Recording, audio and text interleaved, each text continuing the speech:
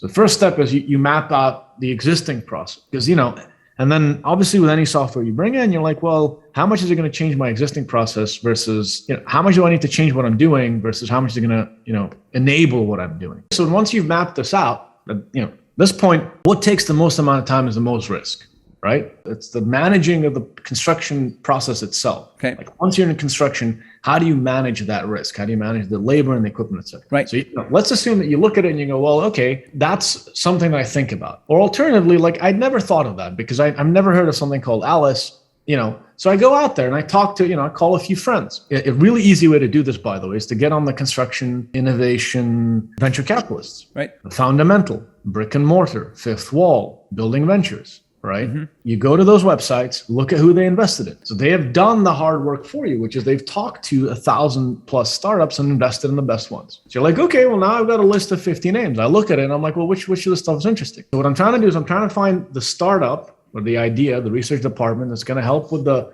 biggest problem I have, but is most effective at solving it. And so, I've gone to the venture capitalist websites. I've picked up I'm really giving you like the secret sauce of what I would do. Yeah, secret sauce is good.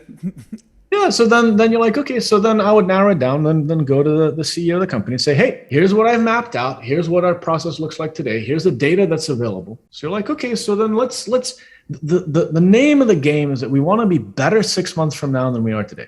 Yes. Yeah, no. So the summary basically is you map the process to whatever level of detail, you pick the pain, and then you source by tapping into the work that other people have already done. Exactly. That one little hook there of going out to the venture capitalists and figuring out who they're pouring their money into, because you're figuring these guys aren't stupid. They're at least gonna have half a clue of what's going on, and begin to get a roster of companies that could possibly address that pain.